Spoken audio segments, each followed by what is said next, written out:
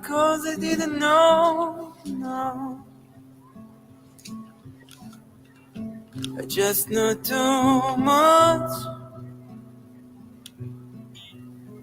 Does that make me crazy? Does that make me crazy? Does that make me crazy? Possibly.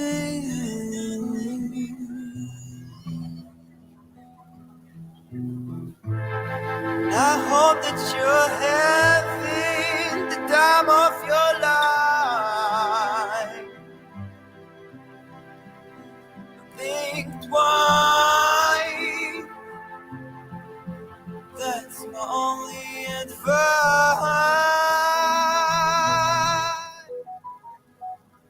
Oh, who do you think you are?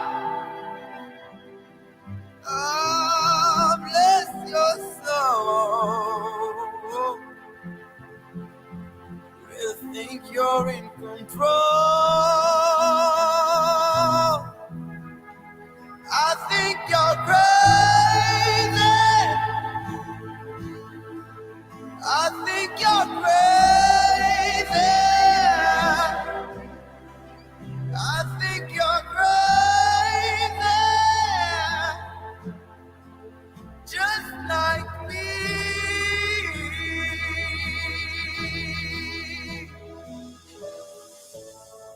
My heroes had the heart, lose their lives out on the land.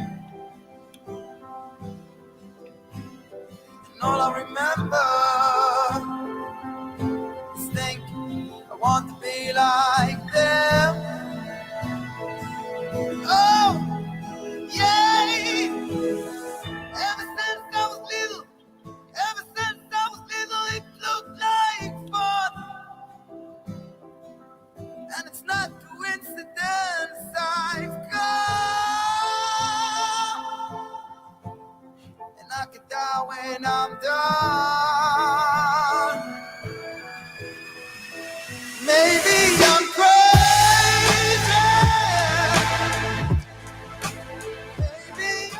Hey everybody, I'm reading your comments as you're commenting, and some of them are making me laugh.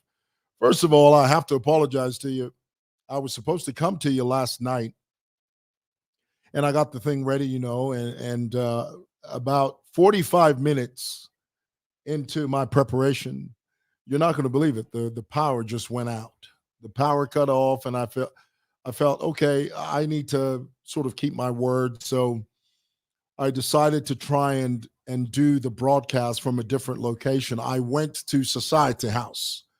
There's a hotel, I think it's the Holiday Inn or something in there, and I found a little secluded corner, and I tried to set up my mic and all that, and it was just it wasn't the most conducive spot. And because of the severity and the importance of this topic and the controversy surrounding this topic, I didn't think that it was right for me to sort of come across like it was haphazardly prepared.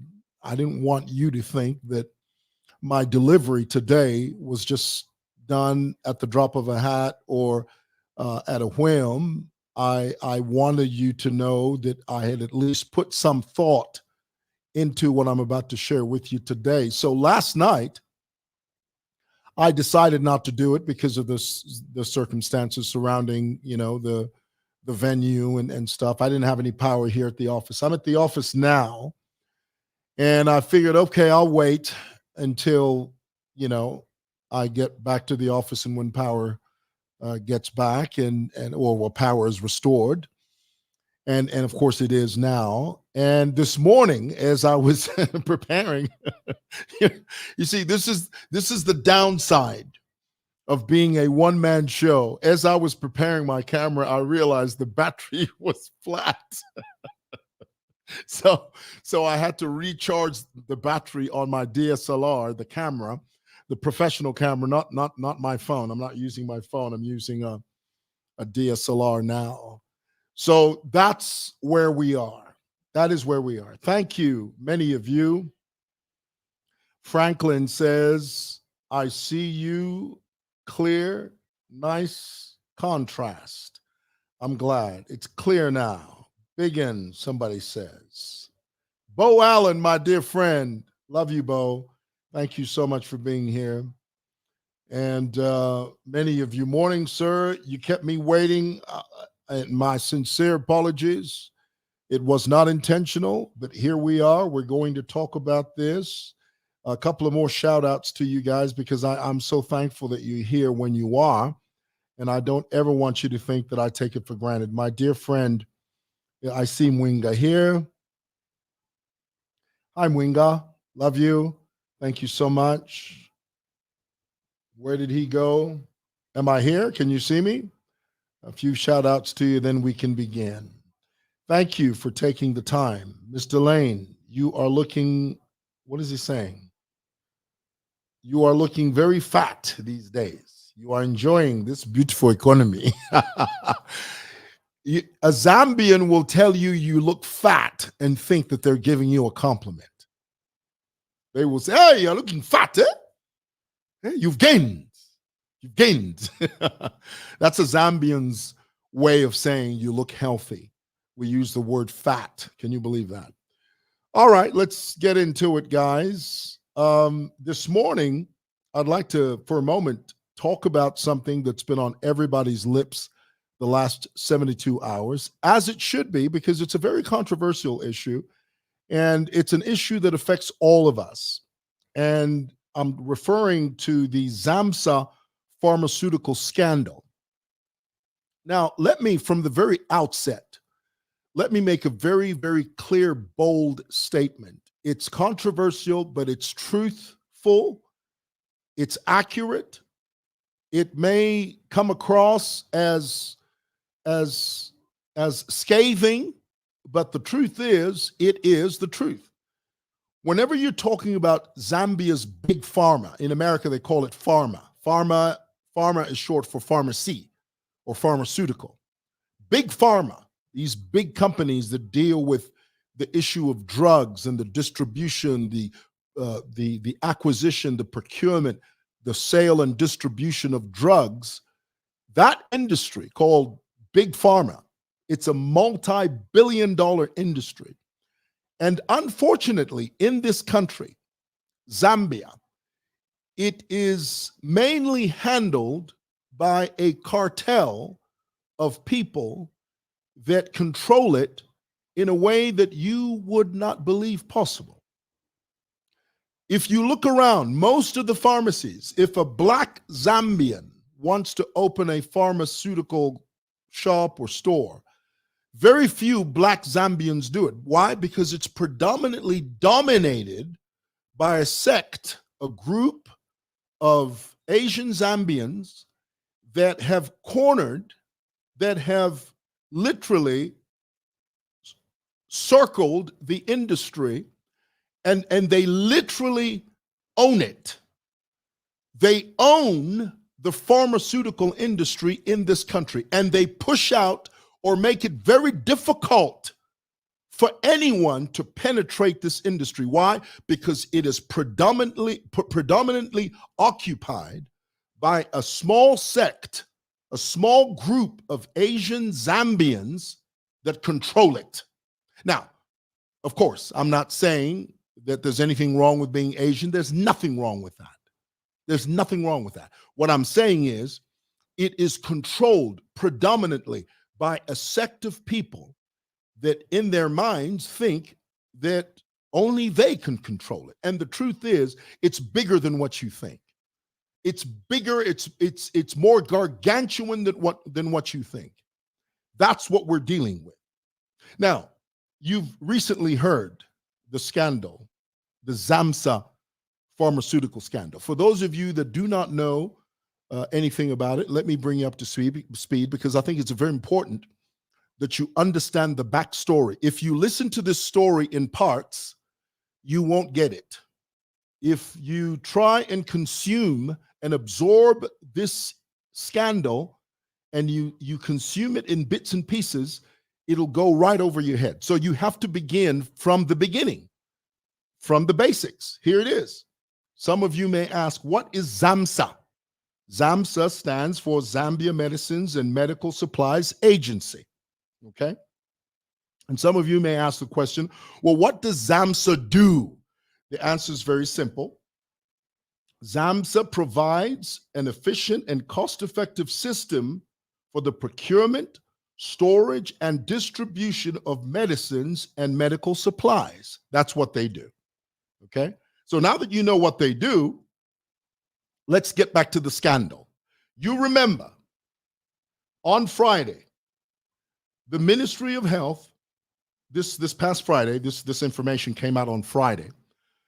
The Ministry of Health had bought 61 containers worth $24 million, which were taken to the ZAMMSA, here it is, I'll get it right, which were taken to the ZAMMSA premises because, as per procedure, that's what's supposed to be done. When these drugs are brought in, they are first taken to ZAMMSA, and I've explained to you what ZAMMSA does. 23 of those containers comprised IV fluids and syringes, okay? Now, after the 61 containers were delivered to ZAMMSA, somehow, and I want you to magnify this word somehow, because this is where the scandal is. This is where the juxtaposition is.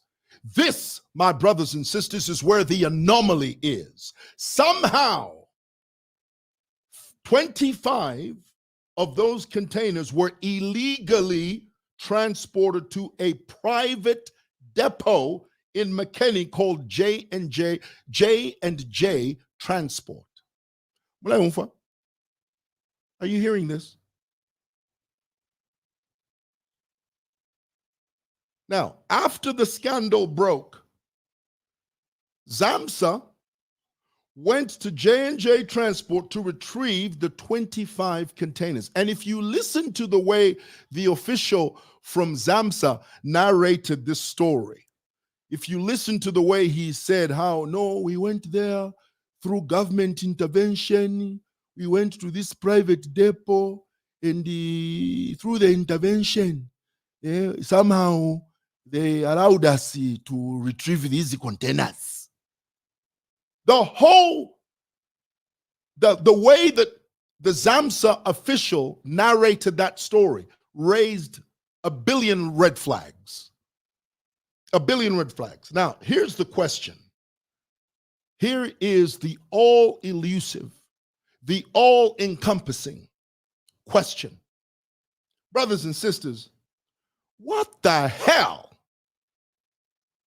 are 25 containers worth millions of dollars doing at a private depot? Oh, somebody needs to explain this here to me. Somebody's going to jail. If they're not going to jail, they ought to go to jail.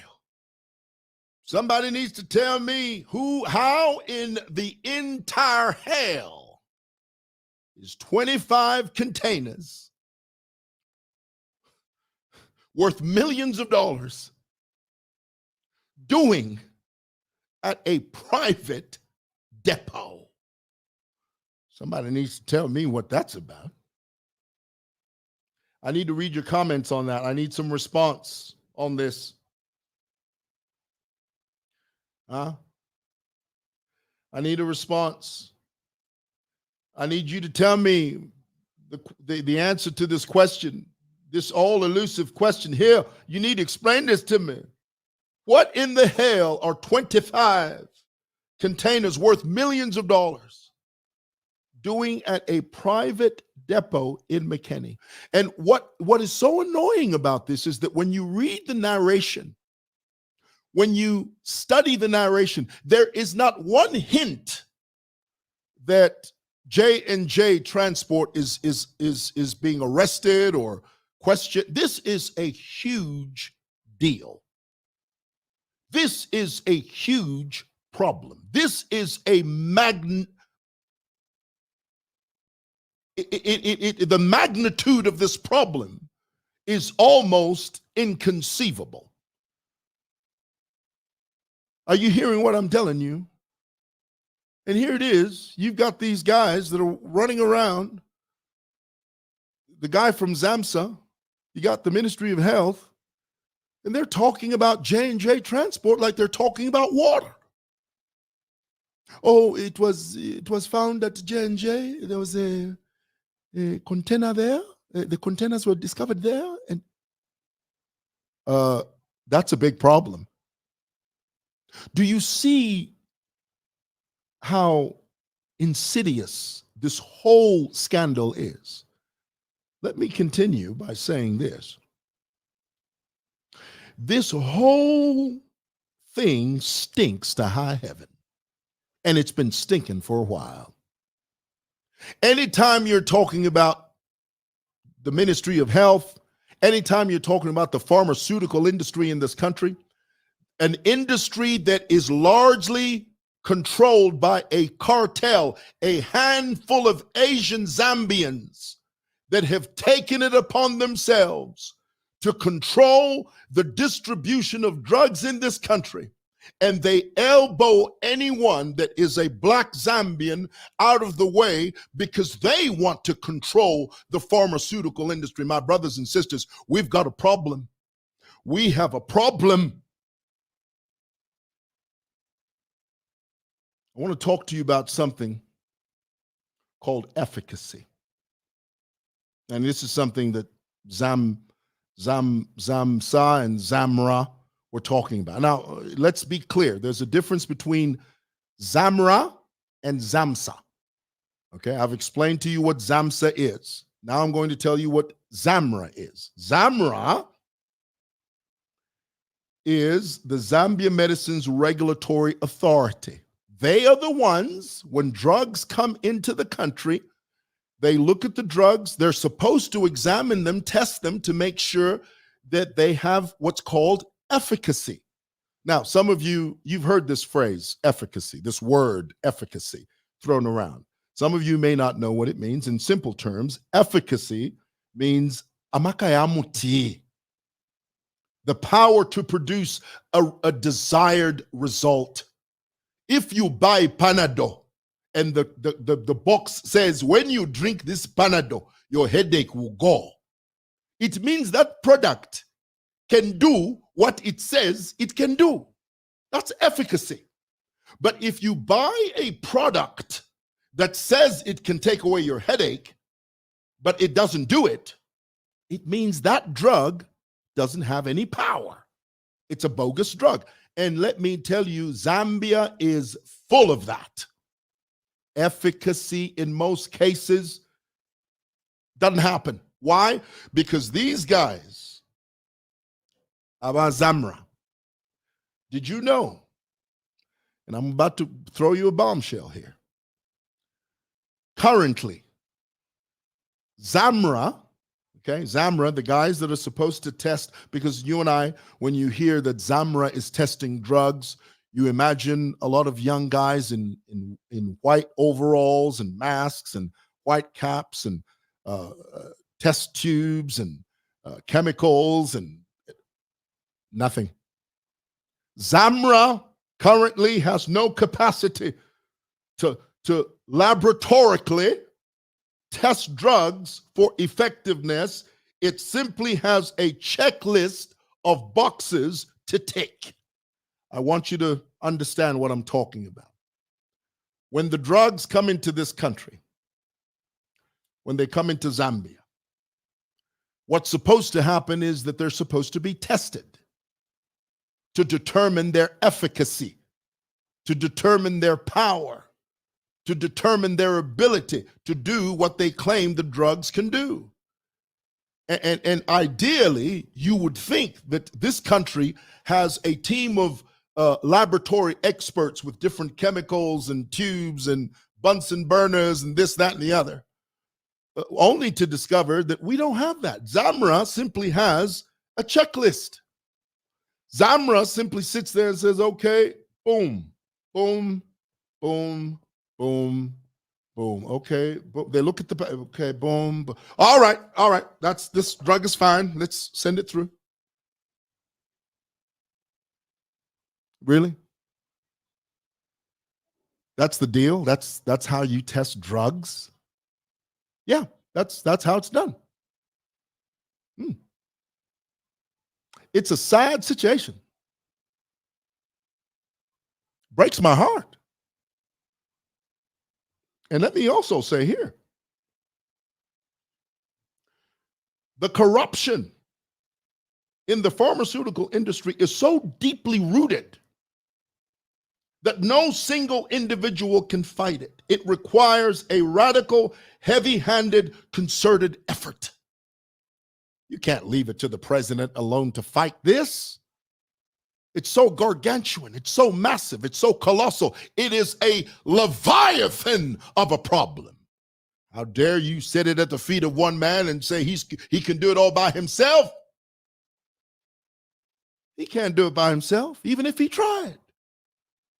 The Minister of Health can't do it all by himself, even if he tried. It is so gargantuan that as we stand now in this country, this is a problem that has been largely ignored for years. For years, it's been ignored. There are big pharmaceutical companies in this country. If I were to name it, you would know it immediately. In the previous regime, they were given a blank check. Do whatever the hell you want. Do you know that the drugs produced in this country right now cannot be exported to international countries? Why? Because we don't meet the standard. The only countries that will accept drugs produced in Zambia are Congo and Malawi. Why? Because Congo's is messed up as hell. Malawi is just a footnote of chaos. So, of course, it would stand to reason that those countries, I mean, imagine the mess in the Congo. The Congo is a shadow of its former self. It is an absolute, veritable mess. Of course, the drugs produced in Zambia can pass there because they don't have any standards. Malawi, same thing. Malawi will accept drugs produced here. But you take them on the international level, they won't pass the test. Why? Because of corruption. Now, let me make it clear. And I have to say this because it's important. The intent of this administration is clear. But there are elements within the system that are frustrating the goal for a better Zambia. You must know that. Things are not where we should be, but boy, I tell you, we're a whole lot better than what we were before. But I must tell you, the intent of this administration is clear. But there are elements within the system that are frustrating the goal for a better Zambia. And you make a mistake if you lay it all at the feet of one man, because one man can't do it. One man cannot do it. I don't care how well-intentioned the man is.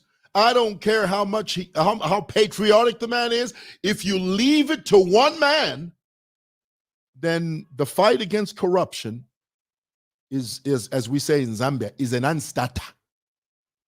If you leave it to one man. But here it is. This administration has put things in place to help the fight against corruption, to lubricate the fight against corruption. But if you've got a bunch of people in the system who all they think about is themselves, of course, we know you cannot get rid of corruption 100%. But the intent has to be there. And not just lip service. Because we know in the previous regime, it was lip service.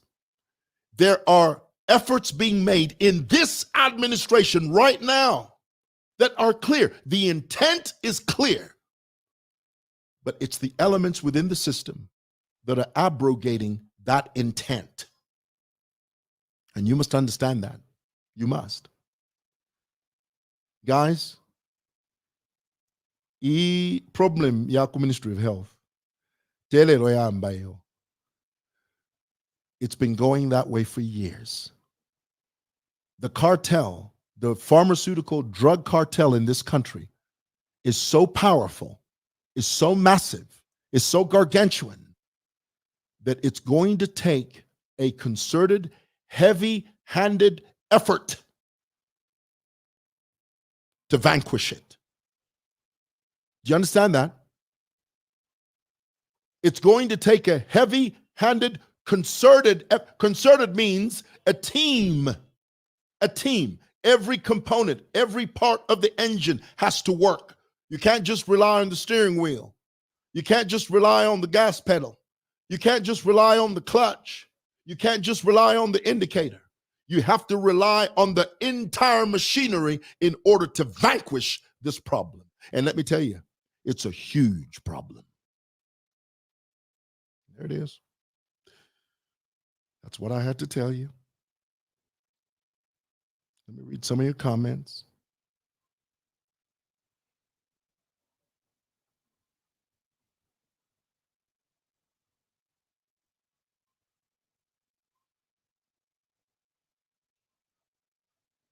All right.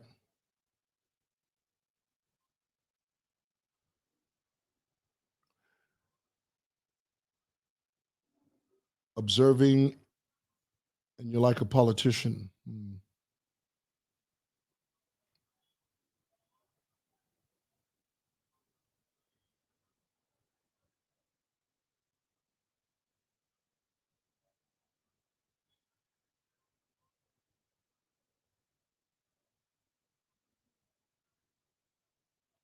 The containers grew legs and walked themselves to the private warehouse.